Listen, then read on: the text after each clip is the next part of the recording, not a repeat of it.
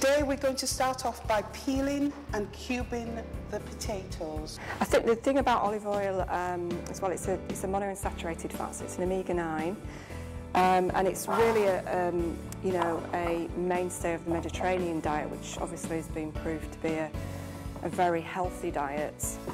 But there are alternatives as well, things like rapeseed oil, which is gaining popularity. That actually probably has slightly more omega-3 in as well, and it's got a higher smoking point, which means that you can use it for frying and roasting. Once we have diced the potatoes and washed them, we can then sprinkle the paprika. That was just under half a teaspoon, so I'll sprinkle a bit more. Once we've put the paprika onto the potatoes, we're then going to move on to the olive oil. Therefore, put a tablespoon of olive oil and sprinkle it all over the potatoes. This will help when it's in the oven to aid in cooking the potatoes. So of course, monounsaturated fat is very good for healthy hearts. It has lots of benefits, as does omega-3, so it does contain the salad, the salsa. How we begin to prepare the avocado is we place it onto the chopping board. Not a lot of people know how to cut into an avocado, so here's a lesson. You place the avocado onto the chopping board and you run the knife along the middle of the avocado. This will take you to be cutting the avocado right down the centre, and you could actually feel the seed as you're doing that. Once you've sliced into the avocado,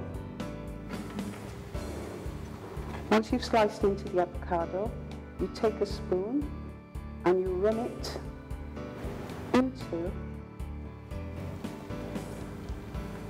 and underneath the skin. I think the important thing about avocados is, I don't know about you, but quite often when I buy them, they can be quite hard and I have to leave them for ages and ages. So when you buy them, just to make sure that you can actually squeeze them and you're getting some softness there, and then you know they're ready to eat. Right. It's very easy to take the stone out of an avocado once it's ripe. Then that's come out really neatly, hasn't it? It has. Then you work your way through to the next one, using the spoon to scoop out the middle. Once it's been scooped, we then turn the avocado onto the other side, and then let's just move these back, these bits. So this just means it's a little bit overripe, really, doesn't it? It does. These are still good bits, but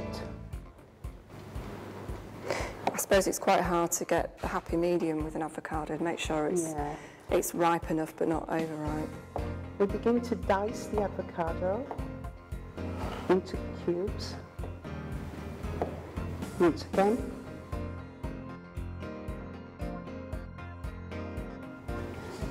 Once we've diced them, we then put them into a bowl. So you put them into a bowl, and then we'll be moving on to the vine tomatoes. We need 2 vine tomatoes.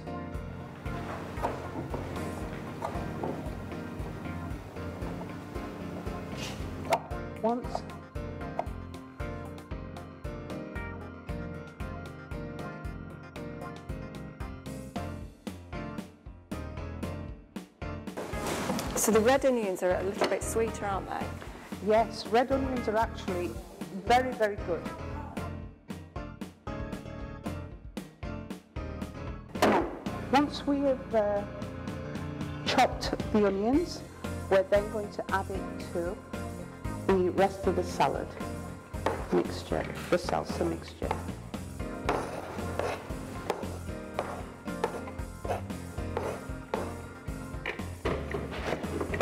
The colours are beginning to start working together very nicely within this bowl. And then we're going to move on to de-seeding the chili.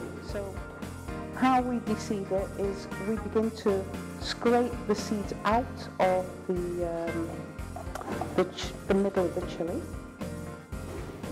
Interestingly, chili contains its active ingredient, something called capsicum, which is actually used for pain relief. Again, it's anti-inflammatory, so again, very good for joint health. Once we've moved all the seeds away from the chili, we're then going to cut it into small pieces. Have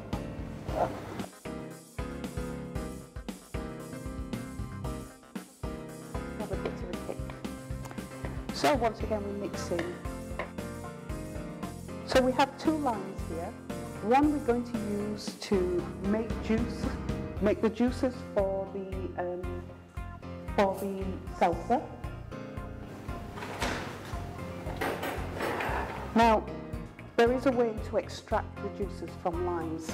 If you haven't got a lime juicer, one way to do it is shove the spoon into the middle of the lime, and as you shove in it, just twist. This allows the juices of the lime to run freely.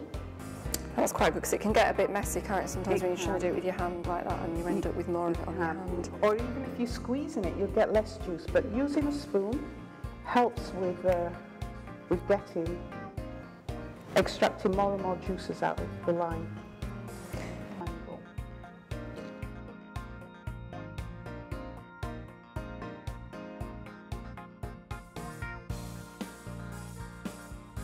Right, once we've chopped the lime, we could then move on to the coriander. This coriander smells divine. We're going to chop it into small pieces. It's lots of nutrients as well. It's got vitamin C, vitamin K, I believe, as well. So again, lots of nutrients for heart health and general overall health, really. Right. Once we've put the coriander in, oh, the smell, it smells gorgeous. It smells divine. Yeah, once we've mixed the salsa up, we could put it to one side, and then I could check what's going on in the oven. So the potatoes have been in for about 20 minutes, yes, and then you take them out. Give them a good toss and put them back in for a further 10 minutes. And you put the salmon on before you do that, is that right? Yes, that's right. Yeah. Is it wild salmon or is it... This is Scottish salmon. Right, okay. Of course, a lot of salmon is farmed. You can get wild salmon, particularly wild Alaskan. And also you can get organically farmed salmon. And the thing about oily fish, sorry, Christine, yeah. You're just going to put some... Yeah. I'm going to put half a teaspoon of paprika onto the salmon. This will add to flavour and colour also. So that's going to go back in the oven after that. Right, I'm going to just check and see if this is... it's looking lovely with the paprika on as well. It seems to be ready. It's thoroughly cooked.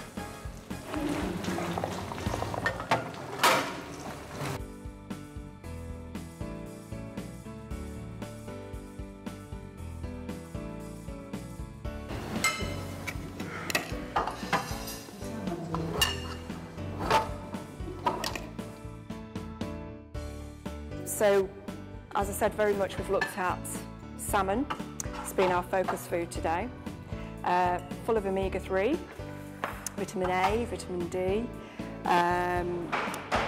very, very good for heart health, for the immune system, for things, inflammatory conditions like joint issues.